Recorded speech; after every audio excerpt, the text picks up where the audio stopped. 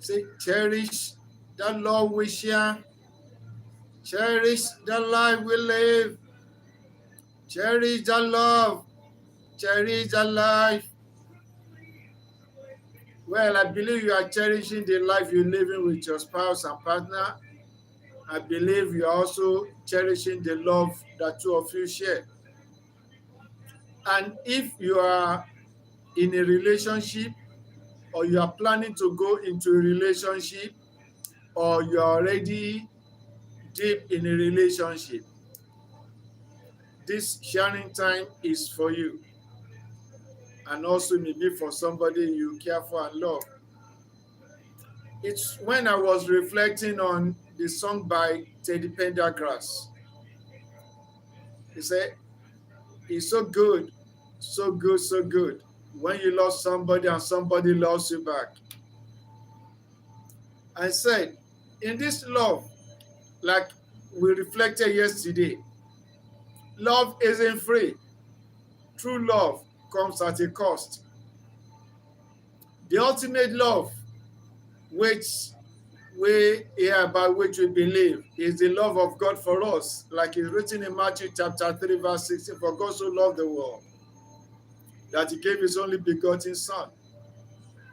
Because of the love of Jesus for us, you know what he went through. Because of the love of parents for their children, you know what parents go through, the sacrifices they make, especially the mothers. During the pregnancy, to start with, the mother endures a lot, sacrifices a lot, because she couldn't eat or anything, she just wanted to eat. It is what the baby determined through the hormonal changes, through the serious appetite changes. She just had to do everything to make sure the baby grew well. And after the baby is born, we also see the sacrifices. Anytime the baby did why, the mother had to suspend whatever she was doing because of the love for the baby. And any mother that does otherwise, people will look, say, what happened? Why are you doing that? Because you're supposed to show the mother's love for that baby. So you can see that love comes at a cost. And when you say you love your partner, you love your spouse, there are also some sacrifices you have to make. There are some things you have to do away with. For example, once you marry, whether you are a man or woman, you can't say you just come home anytime you like or do whatever you like in the home again. Sometimes when you want to do something you could have done without asking for anybody's permission, anybody's suggestion, anybody's opinion. You ask your partner, say, darling, I would like to do that. You're making sacrifices.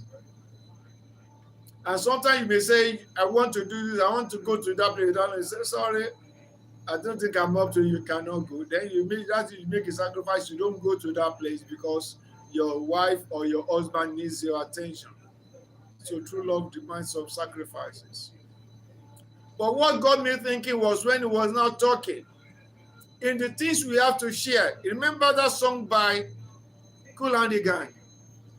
He said, cherish the life we live. Cherish the love we share. In sharing that love, it is give and take, because for my sake, you have to forgo something. For sake, I have to forgo some things. When you are not happy, I'm not happy. I say, darling, what can we do to... When I'm not happy, you also feel it. And you make sure we now come to a level in which two of us can now flow together. We can be happy together. I cannot be crying, I cannot be sober. And you start to smile in the house and start to go as if everything is okay. You suppose whatever you do, say, darling, what's up? What's itching you? You know why I laugh and chuckle? I just remember a story, though it's not the best, but still a good example of this. There is a king in the Bible called King Ahab. He wanted to get a vineyard for himself that belonged to one of the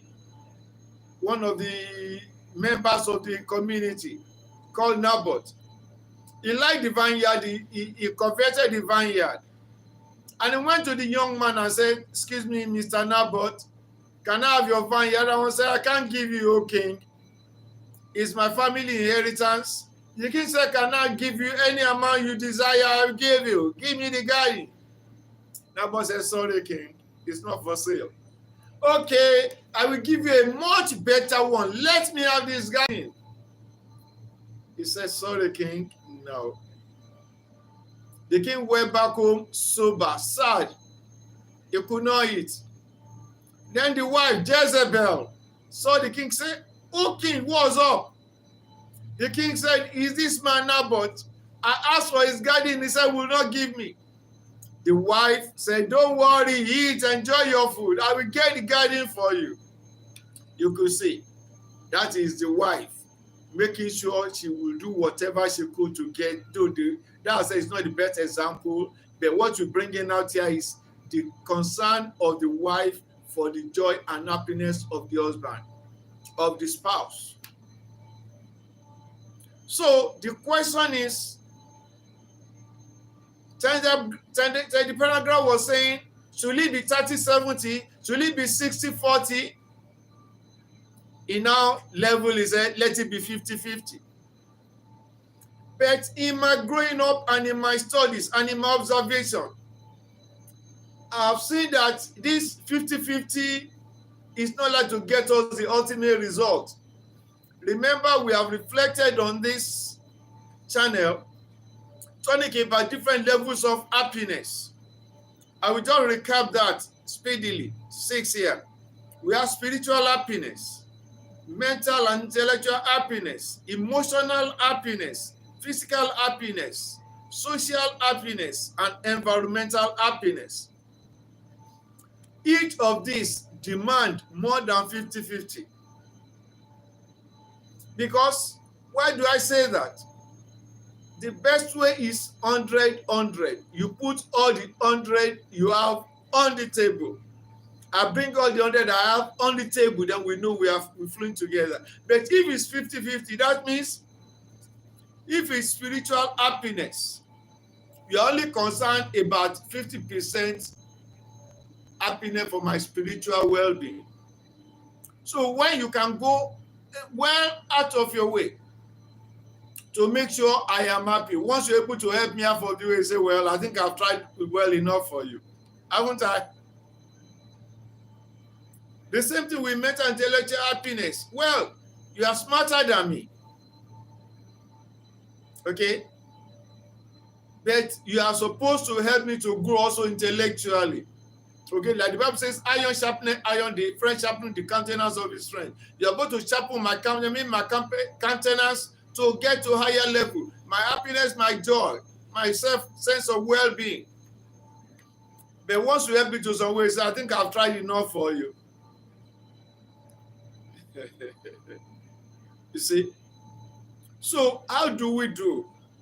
Because somebody asked me that question. He said, how can we achieve 100% leverage in our relationship, in our marriage and our homes? You see, that is part of the reason why some homes, I don't want to say many homes, are not happy now. Because they are working with 50-50. That means when we talk about, remember, yesterday, we shared that, number one, if you want to have a happy home, happy marriage, then you should be able to share your innermost thoughts with your partner. That means 100%. Share what's on your mind. You don't share part and keep half for your partner. And your partner can find the meaning of saying, hey, that means you cannot be factual with me. You cannot be sincere with me. Now, is it level of encouragement? Are you ready to encourage me? Now, let's just leave that because of time. Now, we just mention some of the factors that are supposed to be present in your life, in my life, when we come to a relationship with our partners. The first one is faithfulness. Am I supposed to be 50% faithful in my marriage? But to be 50% faithful with my partner? Or 100%? No holds barred. That's the question. Please, I'd like your comment on that. Now, attentiveness. You have your own thought pattern, I have my own thought pattern, I have some things to do, even though we married, you're a husband and wife, you love me, I love you. But I say my life to live, you say have your life to live. We are working in different offices, we're not working in the same office. Your work schedule and my work schedule aren't the same. Okay? Now, you want me to be attentive to you, and you are talking, and I say I have some work to do. I say, well, I think I've tried enough for you. But what your spouse is saying is very germane to his or her well-being, and you have to find a way to give your spouse maximum attention. Partial attention is almost like no attention. They call it divided attention. Okay? So you learn to focus. You cannot say you're working with your phone or doing something and say, well, I'm listening to you, I just have to get this thing done. I'm listening to you. Okay, say. And you expect your spouse to be happy with you. You expect your wife to be, or your husband to be happy with you with 50% attention. You know how smart I'm hearing you, I'm hearing what I'm following you. Then what about the love that you share? Is it 100% love? Do you really love to the extent that, like the Bible says, a man can lay down his friend? No love can any man have than that to lay his life for. What level of risk can you take? Sacrifice can you make for that person you claim you love? You see? So these are the questions we have. Empathetic. What level of empathy? Can you say, well, I'm not God. I'm not. No, you can perceive what your partner is trying to share with you about the pain, the challenge he or she has been going through. But you know that if you go into that road, try to wear that shoe, try to show that empathy, you will have to show more concern and render more help, and you don't want to go beyond that. So what do? You block part of it in your mind and say, I don't think I understand. I don't think I'm fluent with you. I don't think, I can't say. You just block it out. Summarily, let your partner know that, well, I think I can't go beyond this. You have said more than enough. I've understood you. Faith, you are welcome. Thank you for reflecting with me. We're talking about relationship and what can we do to make our relationship sweeter, more joyful, happier, and stronger, and more long-lasting. Some of the factors that we share that we have to make available in one of those things, factors, the gems that make a marriage relationship very sweet. Should it be 50-50 or 100-100? Like faithfulness, honesty, sincerity. Should it be 50-50, 50% sincere, 50% honest, or 100% honest? That is when you say this is it, your partner will believe that 100% that is it is. Not that when you say it is half true, it is partially true. It is more than what you have said. Can it be like that?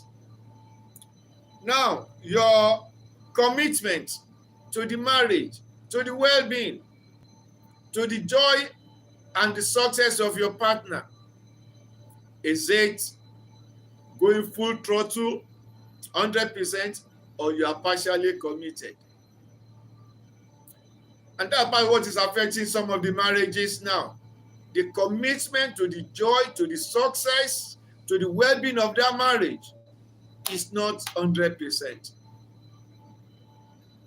Like the Bible says, they are lukewarm. They are neither hot nor cold. Try to show I'm committed, I love you, I care for you, I care for the children, I care for the family, I do. Like one unpleasant story I heard over the radio the Upper Sunday, that is about 8 days ago. No, Upper Sunday. That is, I think, was it 3rd of August? It was a man preaching, no, a lady preaching on radio. No, it was Saturday, sorry. Preaching on radio. She's a married counselor. She said in their church, there is this particular lady that was in state pregnant, but the husband of the lady, of the counselor, happens to be the pastor of that church. So he observed that this sister had not been happy that like she used to be. Her face had been morose most of the time. Then one day he asked her, "Sister, what's happening?" He said anytime they ask her, she will say everything is fine, everything is cool, everything is fine. Then one day like that, the husband, the senior pastor, just called that pregnant sister and said, "Sister," he said that was around 12 noon. "Have you eaten today?" He said to his chagrin, the pregnant sister said she had not eaten. What happened? She said, "My husband, we are managing. We don't have enough money." That's what my husband said. "So we don't have enough, so we're managing. That's why I've not eaten." So they tried to make her okay. Then he said, there's a canteen near the church where the workers, some of the workers used to go and eat after the service before they go because they have some other meetings and so on to do.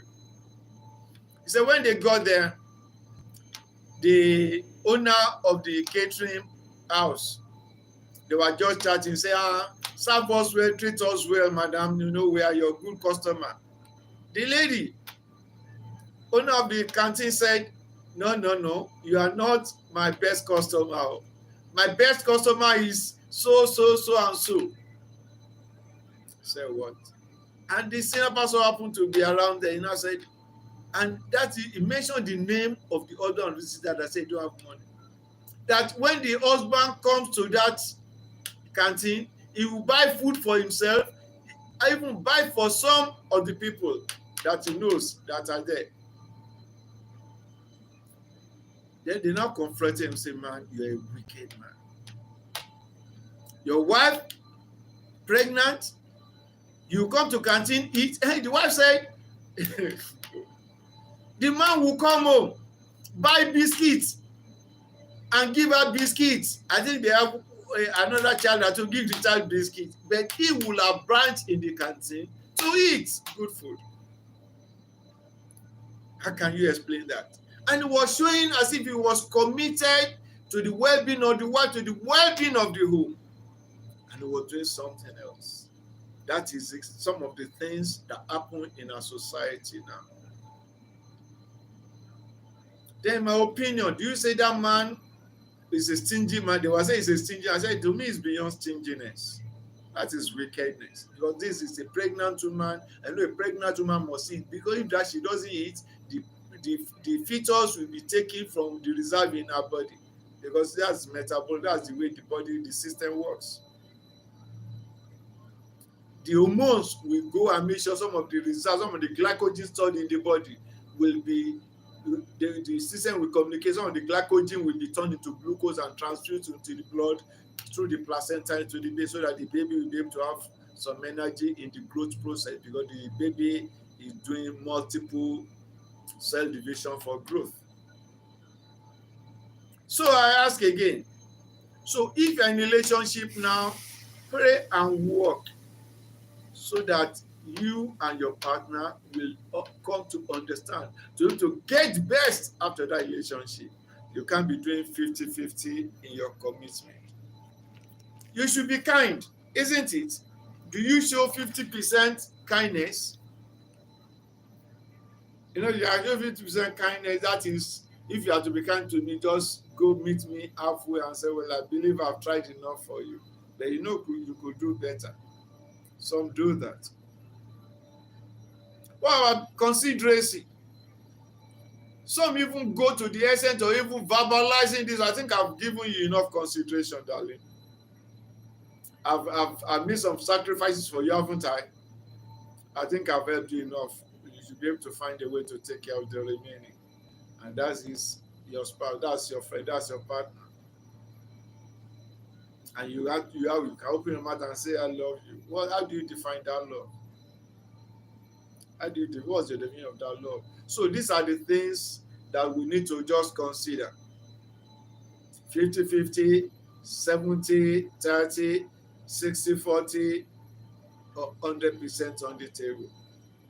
Which one are you practicing now? Which one would you like to practice? Which one would you like your partner to practice with you? Please share in your comments. Maybe it's 70-30 you are practicing now. Who is doing 70? Who is doing the 30? If it's 60, who is doing the 60? Who is 50-50? Let's know. And also think, look, how far can the 50-50 get you? Remember, we're talking about long-lasting joy, long-lasting happiness, long-lasting joyful relationship, happy home. That's what we're looking at. So let us take note of these things as we continue. So steps to nourish this your compatibility. Number one, always endeavor to understand your partner's point of view. Endeavor to know that and be sincere and be persistent. Okay, what are the things? What's your opinion about this? If your partner doesn't give you the full answer, persist until you get the full answer. What's your opinion? If you are to put the rating of your love for me on scale of 1 to 10, is it 10/10 or 8/10 or 7/10 or 5/10? Ask sincerely. If he says 10/10, then just say, okay, I've heard. Then when the chips are down, maybe at your low spot, and you expect him to come and pep you up and maybe send words of encouragement, and with the effort you are still coming up, see how far can he or she persist to ensure that I will not give up until you get out of the down state to the high state you're supposed to be. What to do whatever can remove the gloominess and replace it with as bright as possible things within the limit of his or her power or ability. Very, very important. So let your partner's affairs also be your own affair. If actually you love, if actually you care, if actually you want long-lasting joy, happiness, then what concerns your spouse must concern you. 100%, not partially, but that's your problem. My problem should be your problem. My challenge should be your challenge, as my joy should be your joy. Don't say, well, you brought that upon yourself, didn't you? Then you should be able to face the music. That's a sweet thing to say, isn't it? No, it is a music. Like, I don't know whether they do that in some other parts of the world. But in this part of the world, we used to hear some statement like, in a home, the child is there. They say, if the child is good, that is the father's child. But if the child is otherwise, that is the mother's child. Have you heard that statement before? Has it been said where you are? Has it been said about you? Is it supposed to be like that? The child belongs to both of us who are crying out loud. We both work together to nurture the child. How come you are now saying because the child is not as excellent as you, is not getting A grade, then some of them used to even go to the extent, well, I wasn't dull when I was in school. I was always an A student. So this your dullness. I don't know where you get it from your master. I got it from your mommy's jeans. Isn't that funny? It's interesting, isn't it? When you say that, I think believe the wife will laugh, will be very happy and say, "Hello, darling, give me a hug." I like that say, I know I was very dull. That's why you married me. You wanted a dull wife. I mean, or if it's some other things, they will just say things like that. But if the child is now an A, got an award, yeah, that's my boy, that's my girl. Yes, that is girl, that is baby. You said, why I go and meet your mommy? I'm not like that. I wasn't like that when I was like you. It's not so big like that. That child is yours. Belongs to both of you. And whatever the case is, both of you work together to bring the best out of that child. Okay? James, you're welcome. God bless you. We're talking about relationship and about how do we manage the affairs of the home. Then our commitment to each other. Should it be 70-30? Should it be 60-40? Should it be 50-50? Should it be 100% commitment? 100% care? 100% nourishment? Now, in case you are collecting, your take home from business or your official work is relatively higher than that of your spouse, then you can afford the best clothes, but your spouse cannot afford to go along that same route. Thank you. Thank you, James. Cannot afford to go along that same route with you. So you are wearing leather shoes, your spouse is now wearing synthetic leather and all those things. You can go to the shops to pick your dresses, customize, but your spouse cannot afford to do that. He has to go and do what is called just custom made. Just go to one tailor, you just do something, or just go for second hand, where they do second hand clothing or where they are doing sales. And you claim to love him or her. No. So these are things we're talking about. Should it be 50% faithfulness or 100%? When you are dealing with your spouse, should you give your spouse as much attention as you can? That is 100% attention or just partial attention? These are the things we're talking about. We're looking at, tales that this channel is about, tales that touch the heart. And we know that everybody desires to be happy. I want to be happy. I want to live a joyful life. Sadness or pessimism drains one's energy. Even causes headache, causes weariness, causes, so the disadvantages are awesome. Causes what is called indigestion. If you are not happy, you're morose, you have so many negativities around you. Even if you eat food, the food will not digest well. It's improving scientifically. By God's grace, I studied biochemistry, so I know some things about this. And it can also cause, even if you're able to manage to digest some of the food, it causes what is called malabsorption. That is, some of the food will not be properly absorbed from the small intestine to the bloodstream. So somebody can be eating an ulcer and lots of other things like that. So we're looking at what can you and I do. That's what this channel is focused on, to make sure you do whatever you can, make good of the resources around you and within you to live a happy and joyful life. Because you owe it to yourself. You owe it to yourself. Nobody will do it for you. So if you're in a relationship, watch out for some of these things. So because the danger is, let me just, as we round off, if you are working 100% with your spouse, 100% means you put all your, okay, let's say you have 100,000. Let's say, how much do you have with you? I say I have 100,000 plus the cash on hand, plus one in the back, everything 100,000. And you say, we want to do this project. Okay, put the cards on the table, you bring your 100,000. Then your spouse, how much do you have? Say, okay, I have 200. Whereas he has more than 200, maybe about 400 or 350. Say, I have 200. Okay, out of 200, bring bring 150, add it to, let's go and do the project.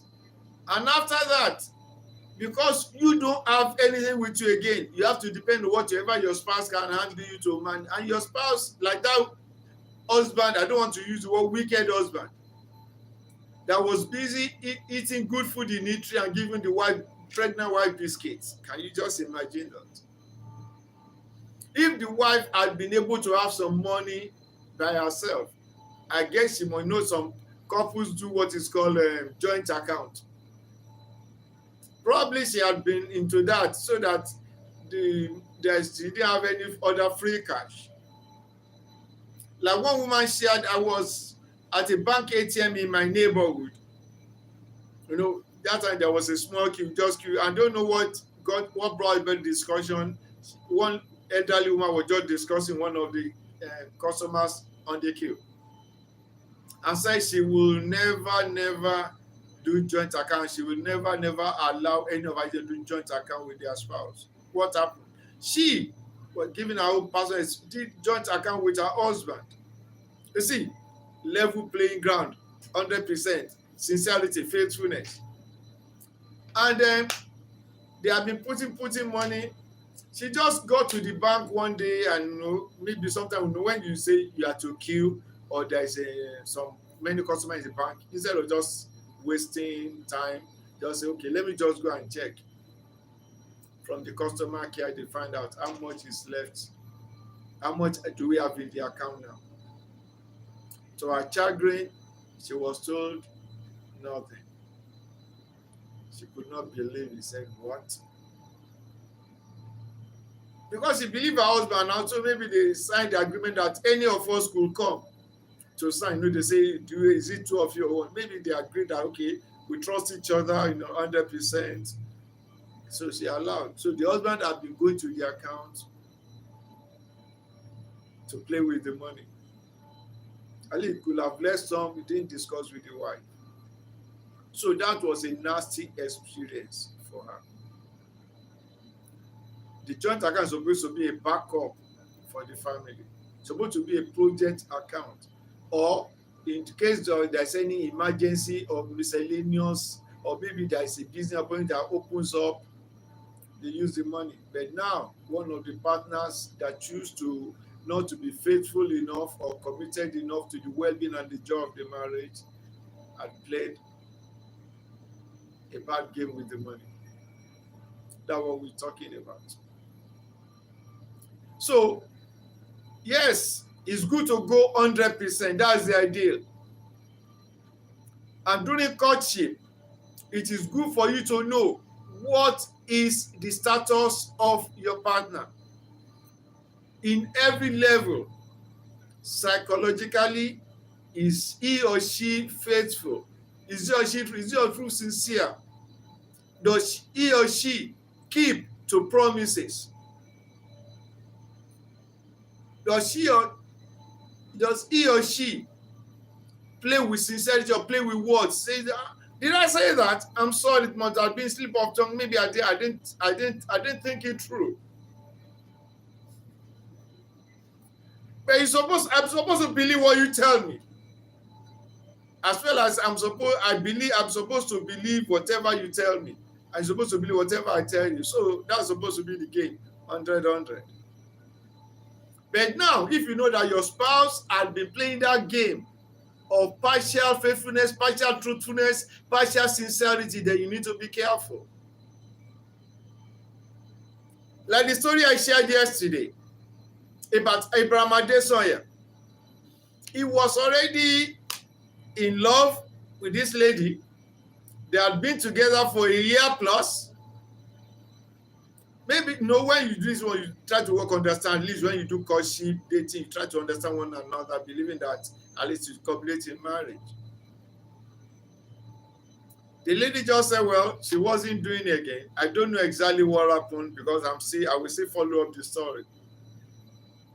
But what interested me was that the lady took him to the court and said, well, because she's not doing it again, or she was not doing it again, the court should command him or should order him to share at least 50% of his income or life savings or property with her. And the court looked into the case and said that she had no ground, because she claimed that, well, for all his games and his winnings, she had been very instrumental to it. She had been a motivator for him. So imagine they had gotten married. Do you know what it means to do martial arts? It's a combat sport. The training is not, you know, the joy, the skipping, the weight training, the sacrifices you make. When you not go for God, the beating, the punches and the kicks you get. So, but the court was able to be magnanimous enough and said, no. So the court denied her request.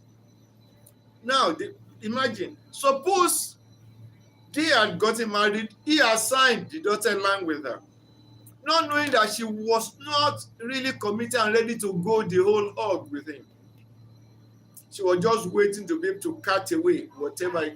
And I learned that is what happened to some of these footballers. The stories have been painful. So please, try to understand this one. What is the attitude of your spouse to issue of money, to issue of sincerity? Does he or she like to alter things, and she or she like to just play some games, like to bend rules? You know, some people, they won't break they will bend it to their own advantage, and when they bend it, they find a way of doing a lot of things which can get you into trouble.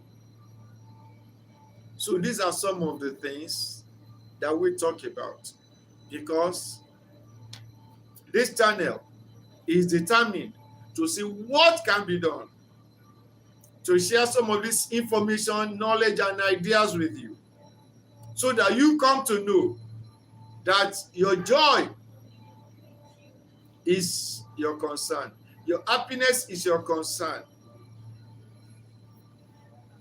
But when you find somebody, like I said yesterday, to me, and from my findings, I am still ready to learn, ready to be educated more. But love is not blind, and love was never blind.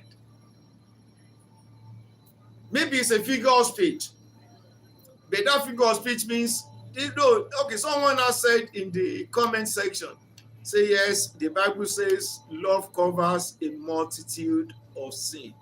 Remember, it says love covers. When you cover something, okay, this is this church. And the way it is standing, it is producing an aura which is toxic to the environment. It's bringing bad memories.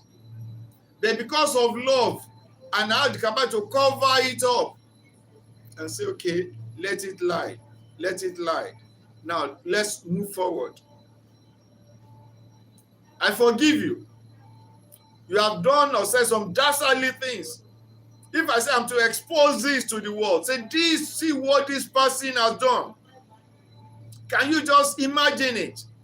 People will say, what? Like that one of that man, that the wife was pregnant, went to church without food. By 12 o'clock, a pregnant woman not eating anything for the day. And the husband was busy eating. It was the pastor that just shared it so that people could learn.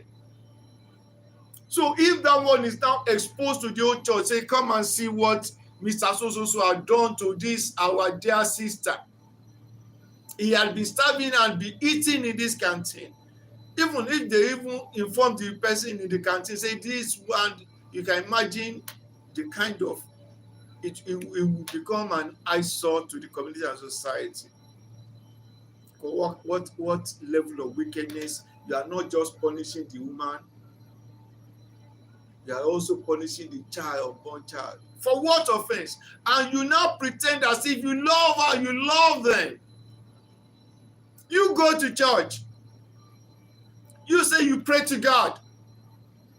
And you come to say, darling, I love you, I care for you. See, there's no money. Can you please manage these biscuits? And you ate a balanced diet. Let me go, balanced diet at the canteen, and you give biscuits. How balanced is biscuit for a pregnant woman? So, but what will they say? The pastor, everybody will say the sister should, the lady will forgive the husband, isn't it? Because he loves her. That is what love covers a multitude of sin. But is blind to what she has done. Now, her eyes are beyond. She has seen the kind of person she's got married to. So the next thing is for her to become wiser. Like the Bible says, affliction must not and shall not rise up a second time. Love doesn't mean stupidity, and love doesn't mean foolishness.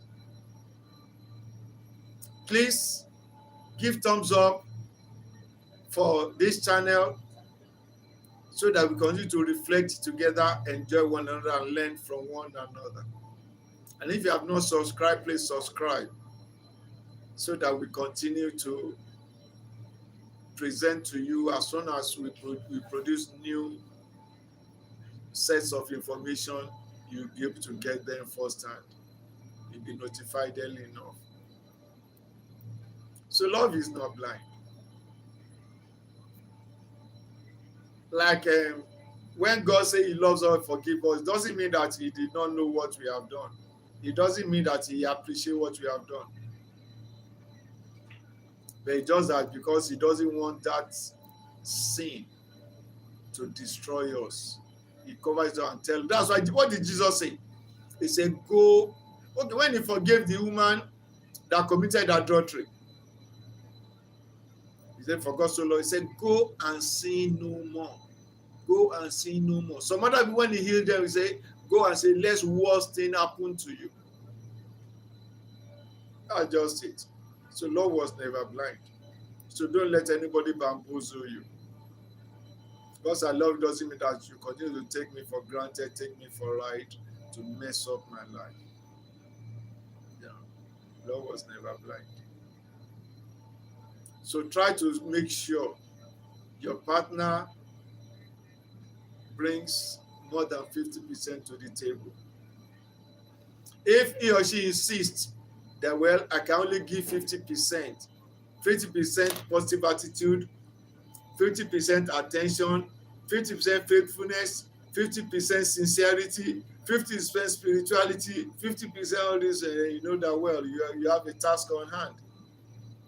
Then that means you have to be on your guard. And what kind of relationship is that? When you cannot relax with your eyes closed with the person you claim you love or that claims to love you. So thank you once again for reflecting with me on this channel. It's been nice having some time with you. Share your comments. Once again, I come back to that same story. Should it be 70-30, 60-40, 50-50, or 100? But the one that can get you lasting joy and happiness is 100. Though it's difficult to get that 100, isn't it? But it may be difficult, but it's not impossible. Like I used to say in administration management, if it is doable, it is achievable. I repeat, if it is doable, it is achievable. Is it doable for you to be very faithful, ultimately faithful, 100% faithful to your spouse? Is it doable for you to 100% love your spouse and the children God has given you? Is it doable? That means you can do, to love means you can do everything you can to make sure their life has a meaning. They're able to fulfill destiny. That do everything you can to make sure they are happy and they are joy. Make sure you do whatever you can to make sure you help them in their pathway in life.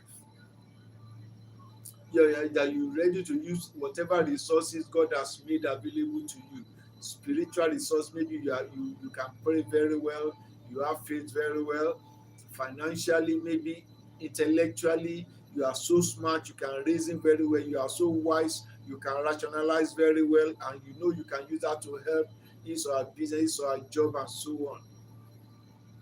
Because you know that if you use it to help your spouse in his or her work schedule, or given assignment in the office, he or she will soon be promoted, and with that promotion dey now become higher level. Like one man made a mistake many years back. He just shared it personally. He prayed that he did not want his wife to be any more than him, and somehow they had challenges with their finances. The wife was always having problem in her offices with payment and with salary and with income. He was the one that just shared it personally. So is that a good one? It's not commendable. So endeavor to work well. So if you are still in courtship, try to get some of these things clarified with your spouse. Okay? Encourage him or her to try and let you work on a very good playing field where the trust level, the sincerity level, the faithfulness, the commitment level will be on an even keel. Okay. Thank you once again for reflecting with me in this single reflection. If you've not subscribed, please subscribe, like, and share, and also share your comments. Till we meet again. James, thank you. Faith, thank you. God bless you. Till we see tomorrow.